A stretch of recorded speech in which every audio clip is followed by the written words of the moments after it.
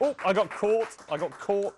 Caught leading the rabble in clapping. That's terribly bad news, isn't it? Right, I'm back. It's Stanford Chidge, and this, of course, is the Chelsea Football Fancast. We're delighted to be back, and I'm even more delighted that on the phone we've got the lovely Jason Burt, who, of course, is the Sunday Telegraph's football correspondent. And Jason actually has always got quite a good inside track on what's going on in Chelsea, but certainly behind the scenes. So I thought it'd be great to have a chat with him, particularly in view of the fact that the transfer window shut yesterday, and I'm sure he's got a lot to say.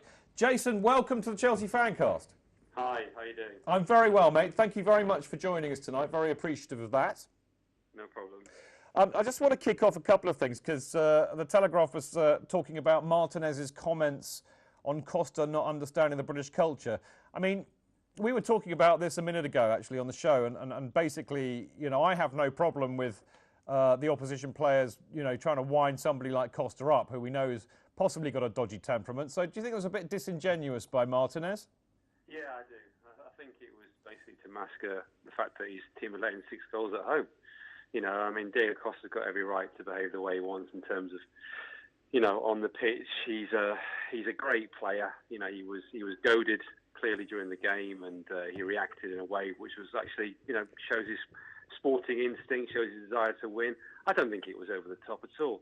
I think it just showed what a competitor he is, and I think that Martinez was really reacting to the fact that his team had been badly beaten and masking that really as much as anything else. So I'd love to know what Seamus Coleman actually said to him as well. That's not come out yet, has it? Well, no, it hasn't. I'd love. We're all trying to figure out what Diego Costa might have said to Seamus Coleman, and we've got Dan. He's only got 10 words of English according to Jose Mourinho, so there can't be many words he said to him. We've got Dan Levine on the show tonight, and Dan apparently had a chat with JT the other week, Yeah. and apparently Costa's learning his English from JT. So God only knows what Costa might have said to Coleman.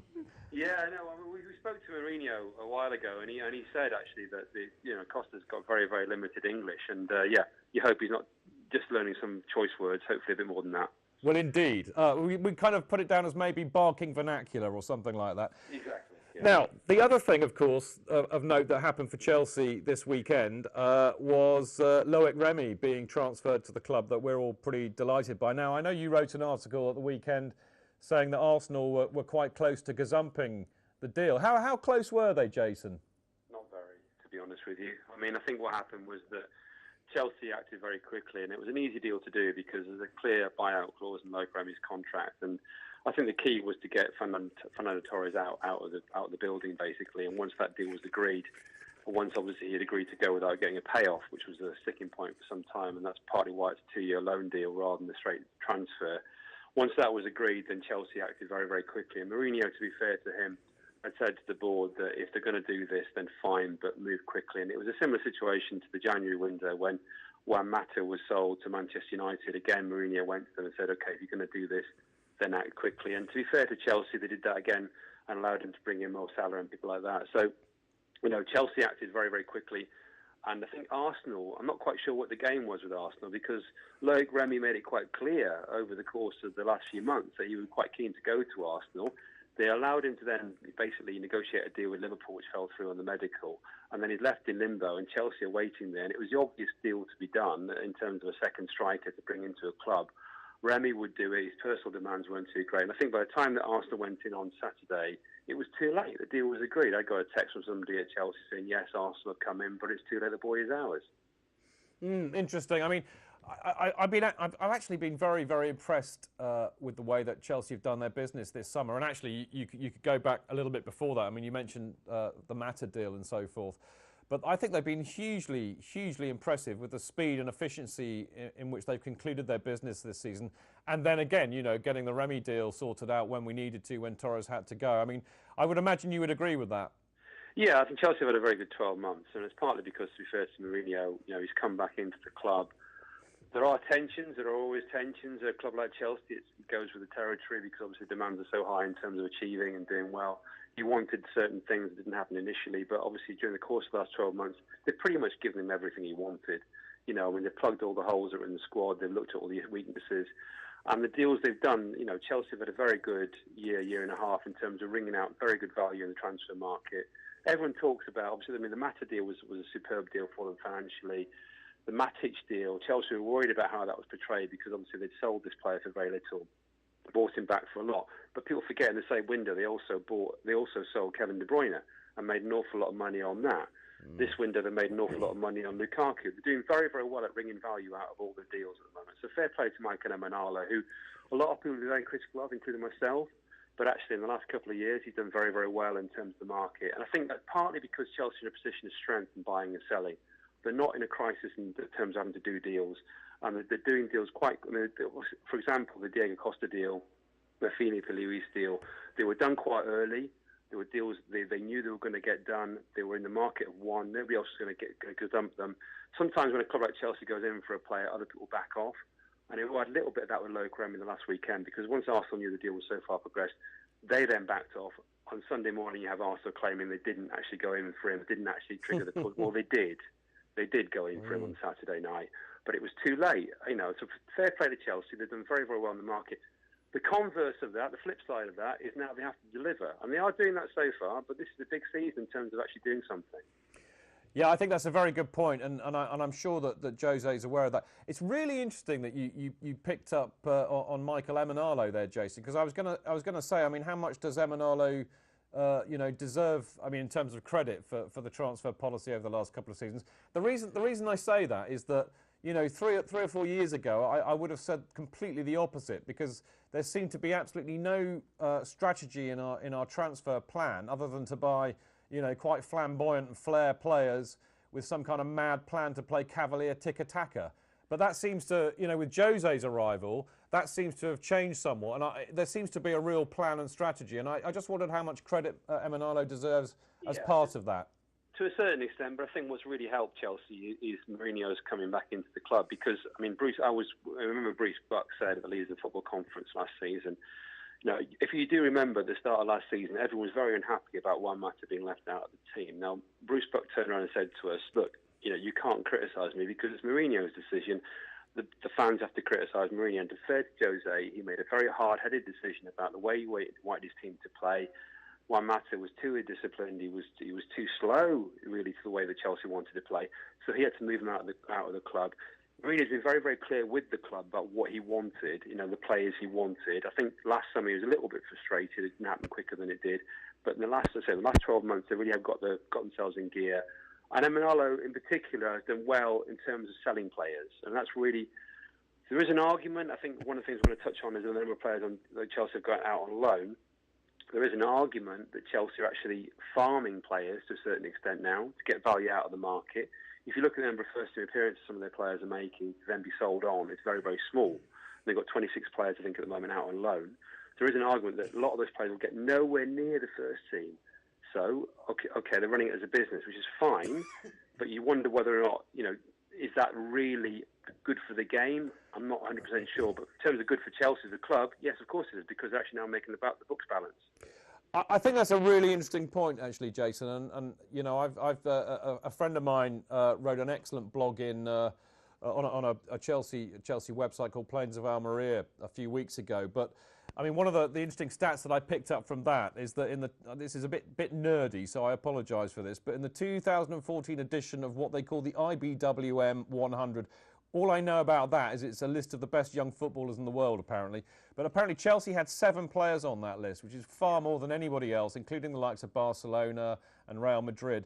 And it seems to me that, we get a lot of stick, as you can imagine, from particularly opposition fans saying, that we're ruining the game, we buy all these young players and none of them get into the team.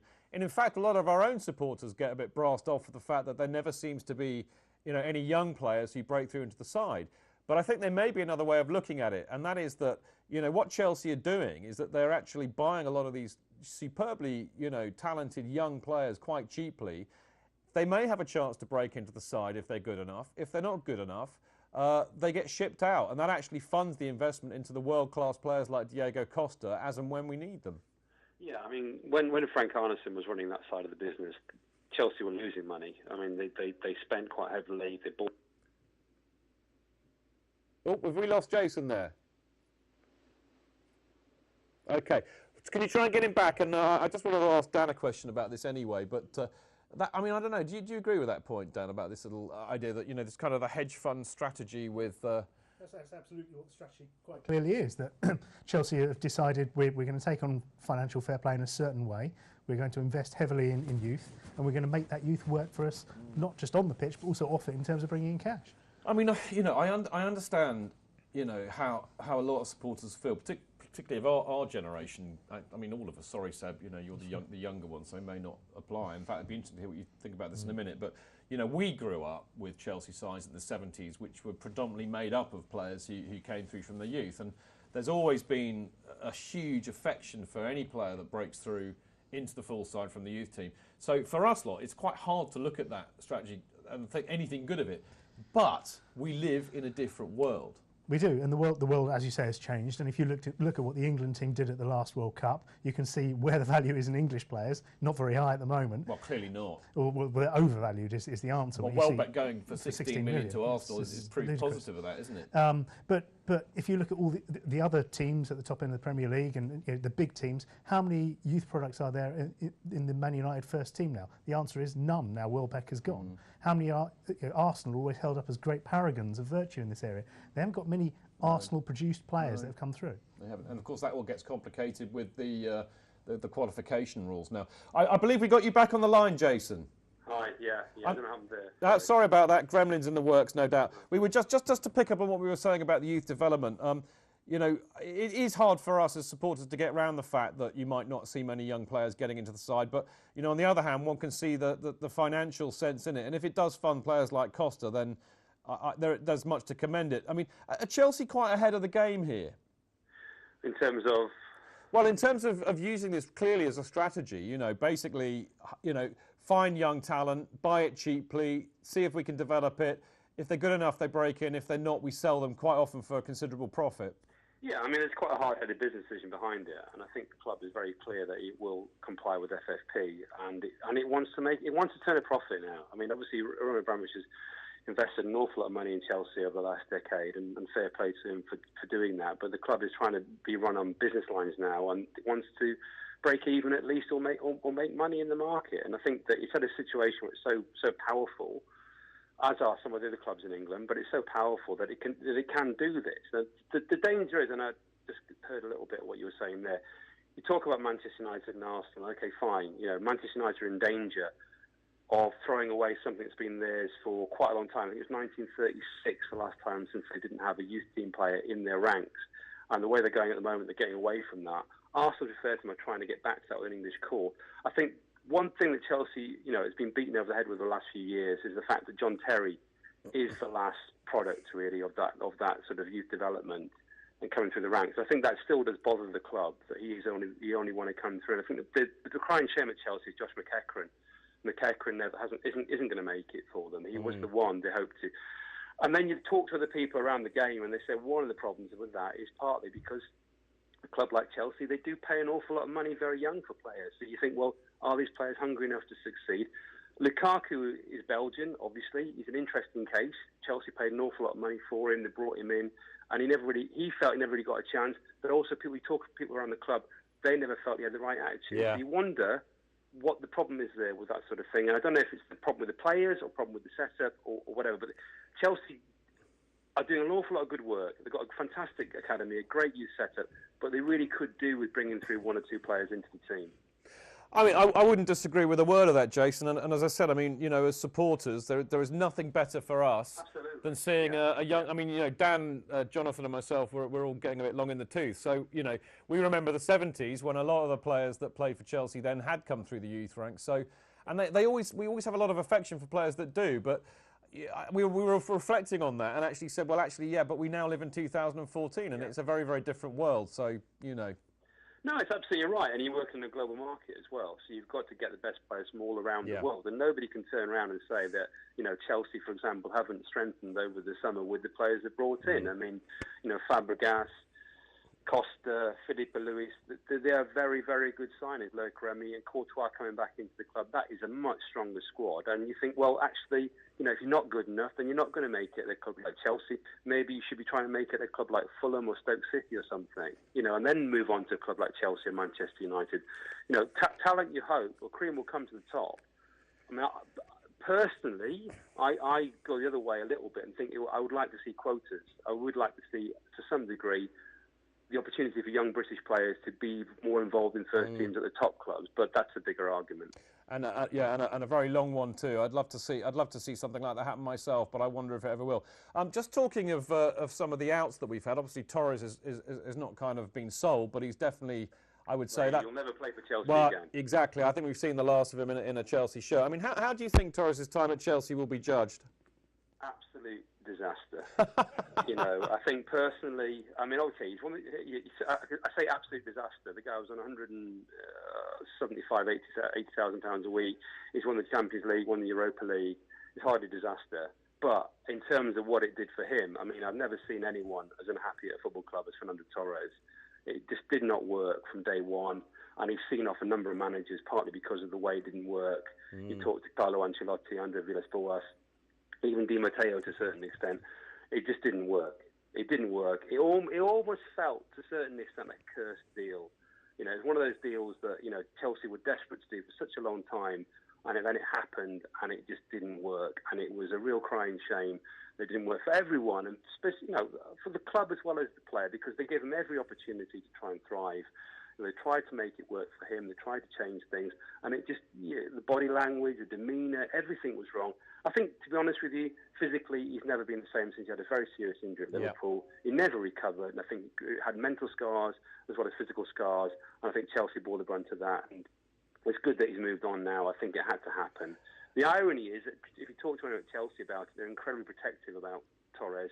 You'll be very careful what you say about him. It's almost like he was a little bit like he couldn't go there. And even last Friday, Chelsea was still trying to play this game, saying Torres had to ask to leave. I made a phone call to somebody at 4 o'clock and was told Torres has to ask to leave. The deal was done. He was going. They wanted him out the door. I can't understand why it was such a sensitive issue around the club, because it was best for everyone that he's moved on. Well, I mean, it's an interesting point, actually, Jason. Why do you think they were so sensitive about it? Was it because they spent so much money? But it was all down to the fact that it was Roman's personal choice. Absolutely, 100% categorically, Roman Abramovich signing. I spoke to Carlo Ancelotti about it. In that January window, he just wanted David Luiz. Everyone says David Luiz was Roman Abramovich's signing. He wasn't. It was Carlo Ancelotti signing. He wanted David Luiz. All he wanted was David Luiz. He did not want Fernando Torres in January window because he knew it was the wrong time to sign the player. He wasn't sure about the player. Physically, he thought the player wasn't right. It would disrupt the setup of the club. It would disrupt the squad. And they never got back onto it again. It all went downhill from there. And I remember Andre Villas-Boas' first pre-season game in Malaysia. I was there, asked him the question. Torres had a poor game. And he said to me, "You are obsessed by Fernando Torres." And to a certain extent, he's right, because we all became obsessed by Fernando Torres. It just did not work for anyone at Chelsea or the media. And it was just a very, very difficult relationship from start to finish. And, Roman Abramovich was well aware of this. And he never, ever, ever told a manager of Chelsea to play Fernando Torres, but he questioned why they didn't play him. Yeah, I mean, it's fascinating. I mean, I think that even if it sounds like we're patting ourselves on the back, I think the Chelsea supporters should have a lot of credit, actually, because they were incredibly supportive of Torres throughout his Chelsea career, in spite of, watching a horror show unfold for most of it. You always swore it as a badge of honour, though, didn't you, because of the criticism, which is fair enough. Yeah. I mean, you support your player. I mean, I don't have any problem with that whatsoever. It was horrible to watch. It was. Times. Because there was almost visibly, you see a guy disintegrating in terms of confidence before your eyes. You're thinking, this isn't the player who was so amazing for Atletico Madrid and amazing for Liverpool. You're thinking, why is this not happening for him? And we desperately, it was very strange. Yeah, and we desperately wanted him to succeed. But Absolutely, I think, just to put a lid under that, Jason, I think, as you said, it's better for both Chelsea, us, and him that he moves away. And honestly, I wish him all the best, because I don't think anybody deserves to go through what he's been through in the last few years. But there you go. Jason, we've got to go, I'm afraid, my friend, but thank you so much for spending some time with us. And thank you so much for your insight as well. Okay, take care. Not at all. Thanks, mate. Brilliant stuff. I love it when we get conversations with these journalists. They know their stuff and then some. Now, after the break, we will be back for us to talk about Torres and say adios, Fernando Torres. We'll see you in a minute.